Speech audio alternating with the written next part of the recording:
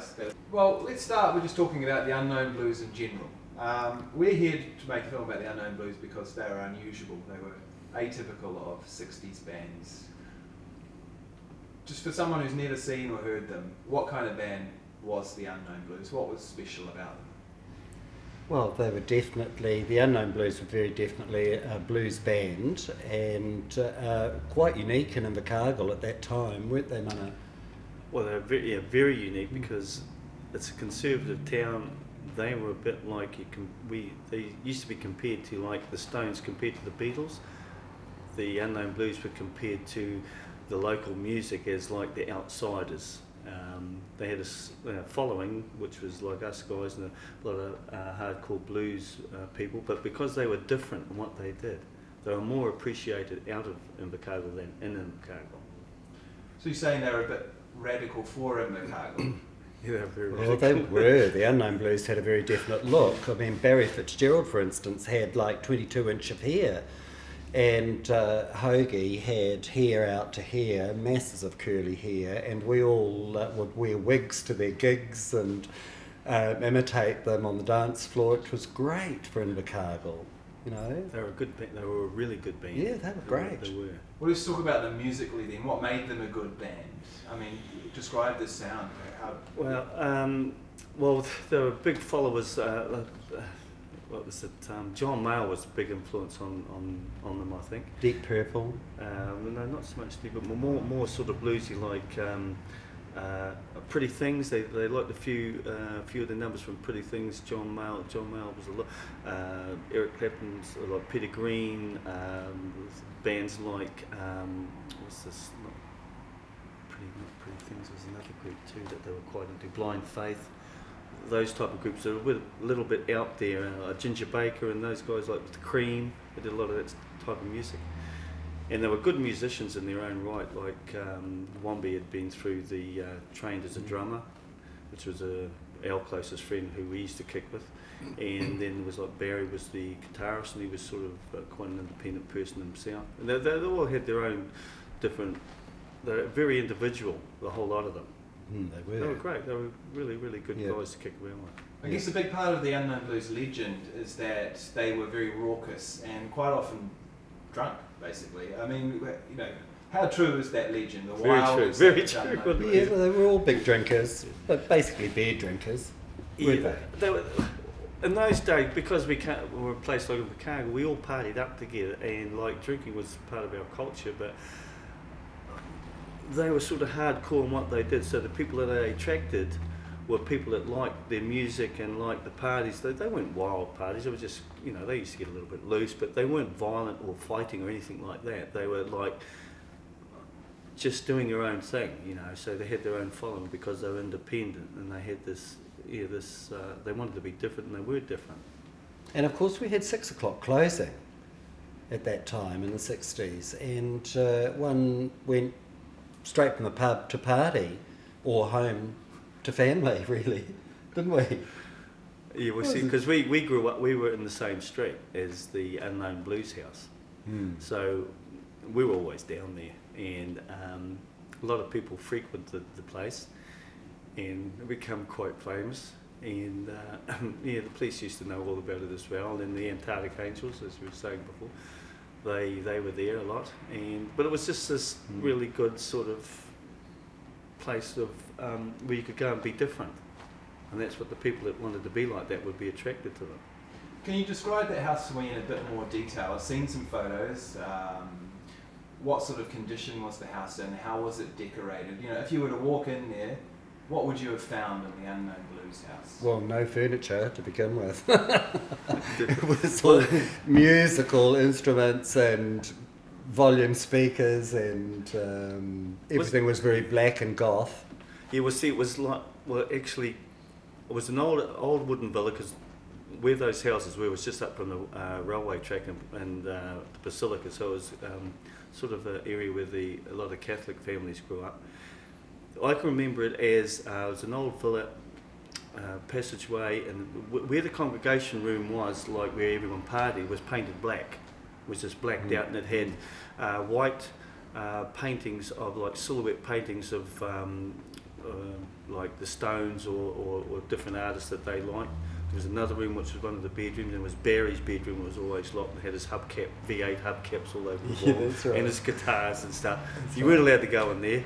No, band.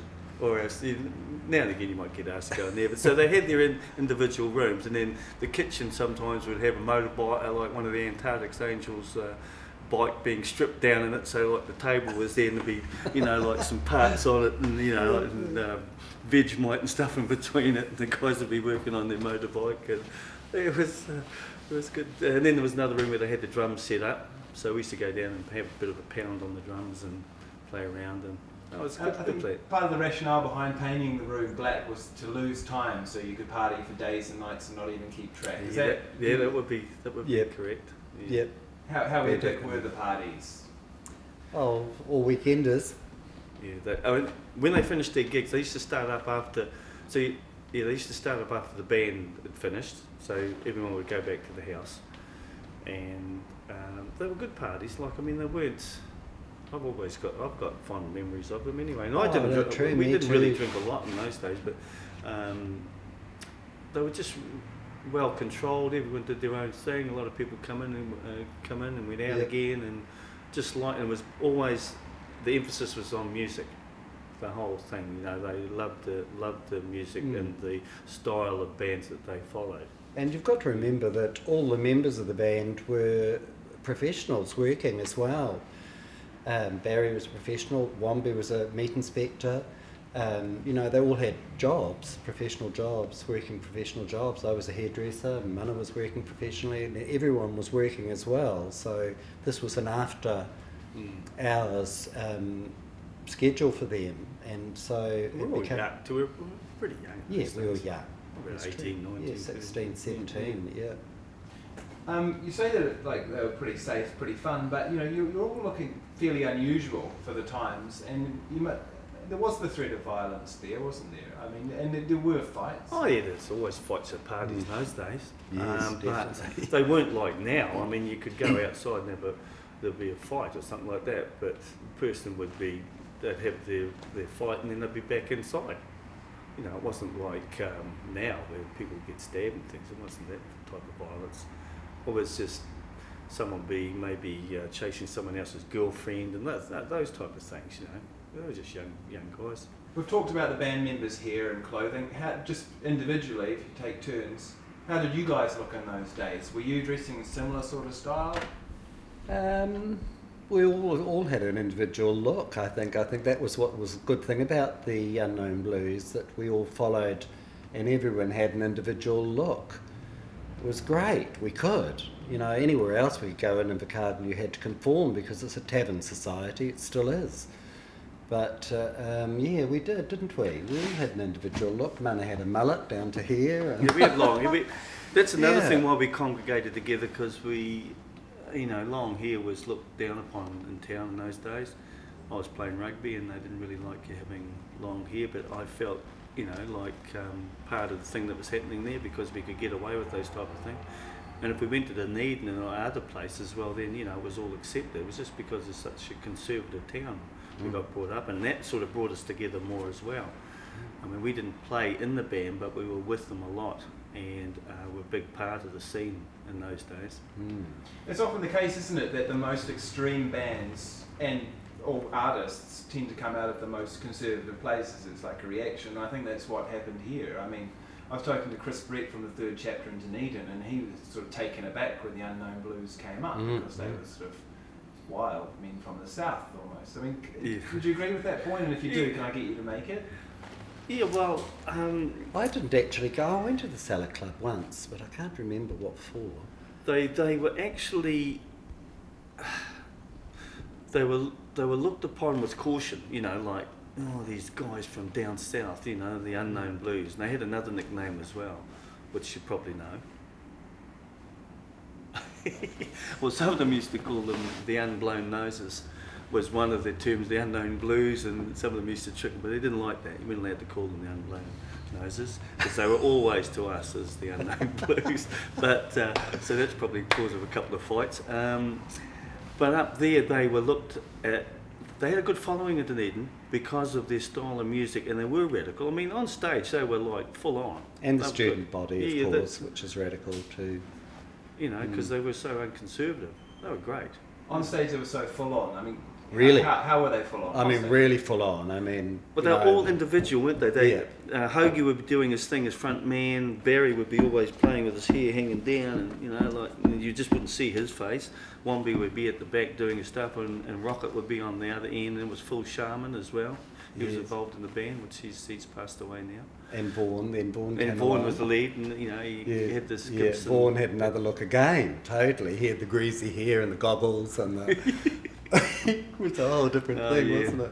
Let's talk about them individually. I want to start with Vaughan because looking at the photos, it seems like, and from what people say, Vaughan was the most sort of flamboyant and the ladies' man of the group. But it's hard to get them to talk about those days. I mean, what sort of guy was Vaughan when he was younger, and what would he get up Who, to? Vaughan? We talked. Yeah, Vaughan did like the girls, and well, all the boys did anyway, and the girls liked them because they were so different. And very there was a lot of definitely, schoolgirls that used to want to come down to the Unknown Blues flat. Wombi, what about Wombi? What did he? Wombi had a girlfriend? Oh, Yeah, different girls, yeah, different yeah. girls. Creepy. Oh yeah, he had a girl Creepy. called Creepy, his Yeah. girlfriend. And I'm not so interested in their girlfriends. I just want to get back to Vaughan because no one's telling me any Vaughan stories. Why is that? Why are these? Well, Vaughan, what I know of Vaughan, he ended up on a job at a forestry job because we were about 18 or something like that, and it was a off-season job because I was at the Freezing Works. Vaughan was, I'm not sure what he was doing, but we were in little huts up there, and I got to know him quite well then when he brought a new guitar, and I used to go to his hut and he would be practicing his numbers for the, for his next gig, and then we would come back to Invercargill on the weekends, and always have like a 3-day weekend, and then I'd drive my little car back up there into the forestry camp. And Vaughan, as I found him, he was a really intelligent guy. Yeah, he is. With Greasy academic, hair and actually. stuff, was out there, but he was a good guitarist, into his music, liked the girls. I don't know whether all of them liked him, but Great sense of humour. yeah, he was witty. Yeah, he's good. He's they're all so different, really, aren't they? Have you met him yet? Or have Oh yeah, I've spent a lot of time with him. Oh, yeah. good. Now, Barry was a really good-looking guy. Amazing bone structure and very photogenic. And looking at the photos, he's wow. I mean, he looks, Barry's. Yeah, He was snake hips and he was a good looking guy. Lots of hair. He was But very shy, introverted, couldn't get conversation out of him for his love of money. Yeah, I wasn't that, but I got on good with Barry because I kicked around with his brother. But he was a very alone type person. He still is. He's his own person. He's very into his own what he does, and he still is. He hasn't changed a lot. He's still Barry Fitz, as we all know. Went on stage, played his guitar. After the party, he'd probably be by himself or with his girlfriend. He'd mix now and again, but he wasn't a great mixer, was he? Sort of quite an individual. No, he's sort of always quiet been a guy. loner. Yeah, Lost his teeth, of course, which has been a blow. yeah. John Hancock, known for his fashion. Rocket. Rocket. Tell me about Rocket, and in particular his clothing and his psychedelic car. Oh, wicked. Yeah. He'd show up in tartan pants and a hot pink shirt. I mean, things like that, which was really outrageous. in the 60s. Flowery clothes. I helped a lot, of course, because I've always been involved in the fashion industry and propped them up with odd bits and pieces, which was great. But he's a real character, Rocket. Loved him to bits. Skinny little guy. Yeah. Was. Long Yeah. blonde hair. Yeah. Sort of bordering on the feminine side, wasn't he? Yeah, a little yeah, bit. yeah. So Barry was sort of macho type, fighter type guy, where Rocket was the complete opposite. And he had this car, the Hudson Terraplane, that we were talking about before. We went to this party one afternoon down in one of the suburbs, and we could hear this banging and crashing and wonder what the hell's going on outside. And we go outside and Rocket had taken to his car with an axe and it killed he said, what the hell are you doing? He said, I've got to kill this beast, it's driving me nuts. And I said, how are we going to get back to town now? So I don't know how the hell we got back to town, but it was a fantastic old car he had that we used to drive round in, painted like a big love machine with all psychedelic Pink flowers and yellow. with the Rocket driving it. Yeah. It was another one of those funny times we used to have. Kanaki. Yeah. Let's talk about the Antarctic Angels. And there's not so many people around who can talk about the Antarctic Angels, because they're just not here. But can you just, what sort of group was the Antarctic Angels, and what did you know of them in those days? I don't remember their music. Were they well? No, it's the bikie gang. Yeah. Were they well known? Yeah, well, they... If I can get you to say the Antarctic Angels. Yeah, well, the Antarctic Angels, as I knew them, we knew individual guys that were involved in the gang. They used to congregate down at the Unknown Blues house. One was Barry Nielsen. Barry was a really good guy. Over in Europe now with doing all sorts of things. There was Roy Reid, that was another big in the bike gang. He's deceased now, he had a motorbike crash. He was also in the fire and nearly got burnt alive in the Unknown Blues flat. When it burnt down, I was in there as well, and it was after a gig, and he was left on went to sleep in one of the rooms and fell off the bed. We had to get out of the house, the police come down, and Barry was trying to get his gear from one of the rooms, his guitars and stuff, and they wouldn't allow him back in, so they ended up in where some of the boys got taken away to the police station. But he nearly got burnt, and then he had a crash down at the Ariki River, hit the bridge. But there was Roy that I knew, Barry Nielsen, the other guy Paul, what was his name? Graham Paulin? Yeah, Graham Paulin. I found them, they were. Everyone was sort of doing their own thing. Like they'd come down there, and they'd come down there for a reason. They would work on their motorbikes. It was a hangout place. People would meet there, have a few drinks. The band, someone would get on the drums or play, and people would play with the music. It was just like a hangout house, and I never seen anything really bad happening down there. It was always sort of quite a good vibe. And do you remember how the Antarctic Angels used to dress? I mean, how would your typical Antarctic Angel be dressed? And would there be a patch? Describe for me what the look was. They'd always have their black jackets, jeans, boots. Those days were probably pointed-toed boots, or on their bikes. The bikes would be outside, or they'd be inside in the kitchen or in the hallway getting fixed, then stripped down and working on them. They'd always, everyone was sort of doing something. We'd all go and work, and then they'd drop down to the flat, and you mightn't see someone for a few days, and then you might see someone who's actually, living down there. So it was sort of a crash place as well. But the Antarctic Angels, they used to have another clubhouse, I think, away from there, because there was another place as well in Ern Street that was similar to the Unknown Blues flat, where these other guys used to hang out. So we used to sort of move around these different places. But as far as the Antarctic Angels go, blues? They play blues? Who they weren't a band. They were like, they liked the blues.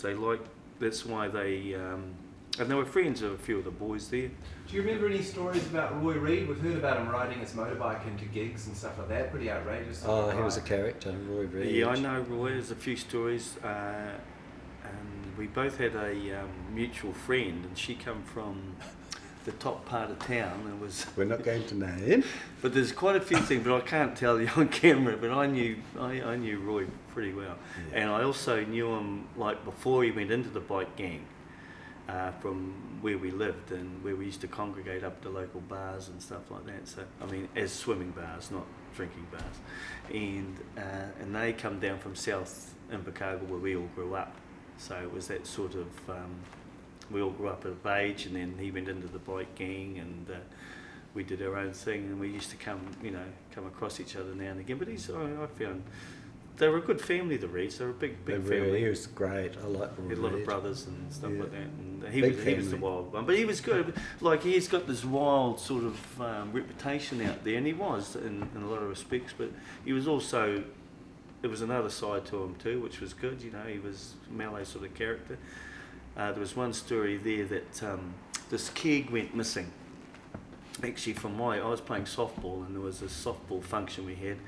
And Wombi was there, and someone pinched this keg, and the next day I get this phone call from Wombi. He's down at Wombi lived in this sort of outhouse behind the family home. It was like a batch, and he gives me a call and he says, "Oh, we've got your keg down here from from the softball function. You better come down and get it. So down we go down to Wombeys, and who's in there is Roy Reid drinking it. Said, well, you're not taking it full, you're going to have to sit in here and drink it, so we need some more guys, you know. So we get on the phone and get some more boys down there to drink this keg. And Wombie had this bow and arrow sticking on the wall, and he said, I got a bow and arrow there, Wombie. And he goes, yeah. He said, here, I'll put my hand up against the wall here, and you take some shots with the bow on it. So Wombie gets the bow out, and then bang, bang, like that.